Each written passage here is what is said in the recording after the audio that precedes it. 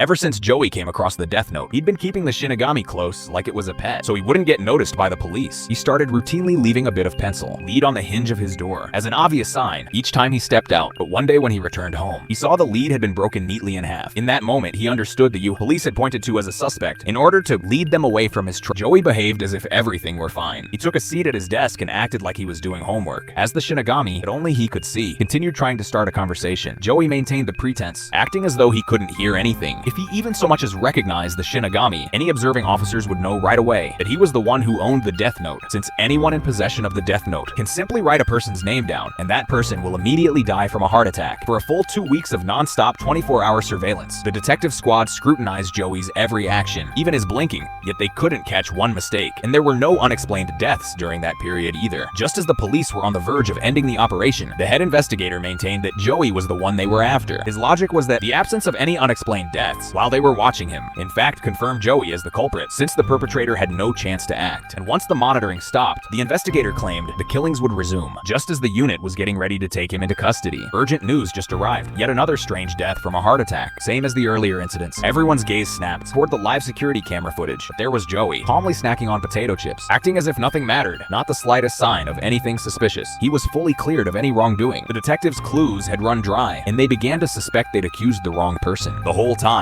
But what the detectives could never have foreseen was that Joey had concealed a small media device and a tiny piece of paper ripped from the Death Note. Inside his chip bag, his scheme was so ingenious that even the Shinigami right there beside them was shocked once everything fell into place. Without solid proof, the police had no alternative but to take Joey off their list of suspects for the time being. Even the Shinigami was beginning to find this whole affair amusing. He hadn't anticipated his current owner would be this perceptive.